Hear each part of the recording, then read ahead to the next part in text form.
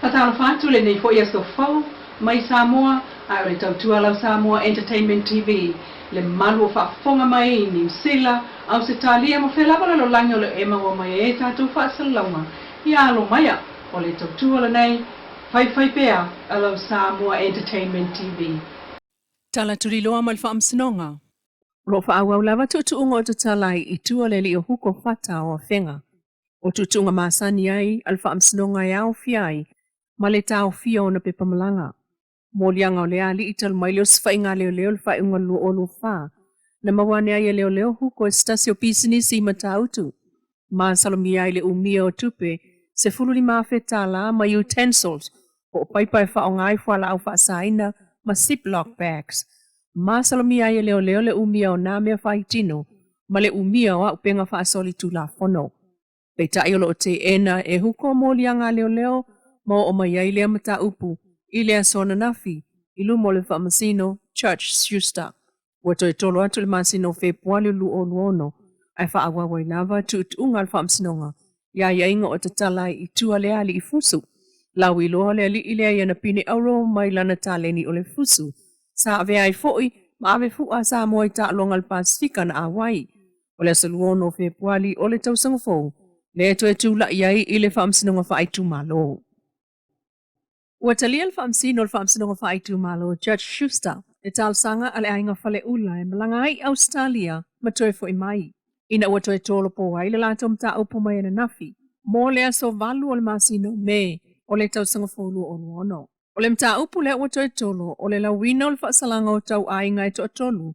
O le ainga fale ula lea ngana muula la tau mea to tino le masino yunilu o lua faa. Peitai o le whaasalanga lea e whaatalia I se whaai unga le whaamsino Judge Schuster. O le whaamsinonga whaai tu malo o le taunu unga o le tangi alo au Solomon malo kenenti sio o fale ula I leo leo. Na afua mai I se whaatalanoanga I le vaolo au mauna tau ainga ia. Ai whaai uai I le FSS e inga ma whepa ia iai. Peitai o le tangi alo au I leo leo le na mo li ai o na tau ainga ia to tolu. Mai fale ula ma au se talia. Le sunga se unga malo wele hurel, Justina Muaina, ma tike au wele hurel. Ile fa au olima, mal fa leanga o meto tino. Sa fail fa amasnonga le ya te se malu o lua fa. Ai lau fa unga ya rila lu o lua lima. Ma fa amau ni ai mo lianga o le totolu o ta uai lunga. Pei tai ol toe o tuai il fa amasnonga ile solu lua na nafi. Talu sa fa atali sa tapenanga mai le vaenga o ofisa o nofo va aya. Ai le tupu le na tulanga na nafi. Ma toe tolo atuai nei e Judge Schuster le lawina o lana whaasalanga ia mea o le tausanga fau. Ai talia le tausanga le ainga malanga I Australia. Mpolo ia tau on toe fo I mai I Samoa. A o le iyo o ile aso tau poina ma ia so ta ile ofisa no fo va ia pe a toe tali mai. O le ainga lava lea o lo o taati ai nei le lantou tangi whaasanga ia lo au.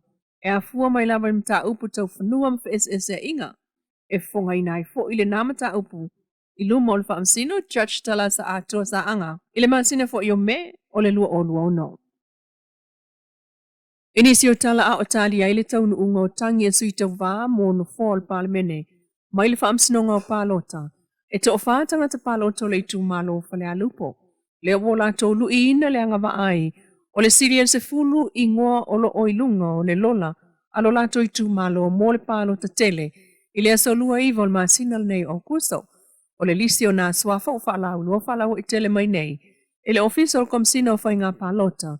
A fionga ia whalolo John Stanley. Mai o le aval a wai ia le lisi o nā swafa. I le whamsinonga o palota il mota whamsino I mulinuu. I le asa whareile nei. A fua ina ua te ena.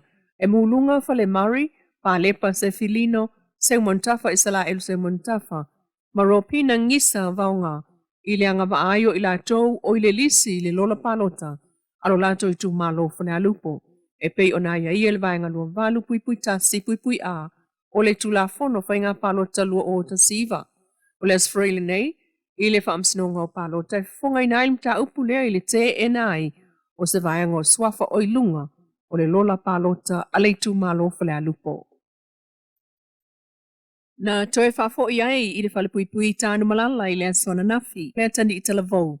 E se fulu fitu tausanga o malolo le lei. Na whato ailo ane le whaamsino Justice Clark wa tatala I tua. E unoa ma se whaatananga a le whaamasinonga. E tu sai ma whaamaumaunga. Sa tatau lava no tau fia pea le atali il vai ngā leo. Peita ina whātu ailoane wa tatala i tua ina ua fasili i ailfa amsino, mai loa ne ai leo tau fia. Ma toi whaafo i ailava i tan malala i lea salulu, ana nafi lea sono au kuso.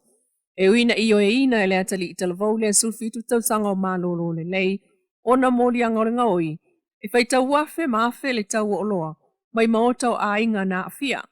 Peita i talu la i titi o le atali i a ua mai tu wina el famsino, le onga o soli tu la fono ua moli atua i leo. Na fasilingi ai e Justice Clark, pe mana ai whaisana lo i e tutongi el malo. E fsoswani wha malamalama i a te iana i a tau, ma le soli tu la fono ua moli atua i. Peita i sa le mana o le atali e whaise lo ia, ma to e tau atu i ai le famsino. Talu le te leo le tau o loa na ianga o ia. E umi fo isa taimi o le whaasalanga whale pui pui. E tai o le whaiola na loia, ma lona fsosoni i ngā renga le whaamsinonga. A tono e eise isi awala e whaiti iti ai, se whaasalanga e pei o le whale pui pui mo ia. Ina usilingi le whaamsino pe aisea wa luenga o i whaapea. O la natali sa whaoso ia. Ua whaamawina fo i le whaamsinonga, le toe mawane o loa ta ua ainga na avele atali. O lona uso matua le natali le whaamsino na ua fsilingia, o feo na matua, ai pe yeisi ainga na o atu le whaamsinonga. Mata uai, o le lata maa ua maliu, ai o le tina o lo i le fale. Ai whafo mai le potu whaamsino nta uai le uso matua lea. O lona uso la ititi lea o le tamawhaia o na matua. O la ua lona uso, sa o e whai ngā ruenga whaavai taimi. Ai nofo le la uso la ititi lea mano la tō tina, ai tupu ai le soli tu la fono. Pei ona ia tau i le whaamasino sa whaaoso ia e le stangata. O toi tolon ta upu le susul valun maasina nei e matoi se lo ia ale atali i tala vau le whaamsinonga mawalunga. E ta ilima afe ta la me alo fatupe ale kampania le Frankie ia pia. Mo le tausinga o mātua tausi i mapui whangalele i vailele. Ma le tausinga o tangata e iaia afianga o le mawhawhau i vailima. E ese mai me alo fatupe.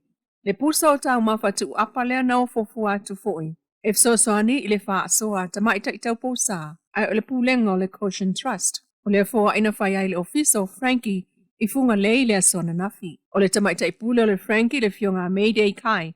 Le asa ia tau au le lato fsosoani wha au. Mo wha ala po tonga o ta uailunga. Ma ia sauna o le nganga ma le naunau ta inga le company. O le wha soa atu o lona tamau a inga i wha ala po tonga. O mana o miai le fsosoani. Ma moli mawina e tamaita i sao mapui whangalele. Ia nganga o le whaafitai. Ona o le fsosoani wha au o whaia pēr company le a Frankie. Wha pēnā fo e na wha leo le nganga whaafitai o tamaita i pūle o le Caution Trust. Le fionga Naomi Esrangi.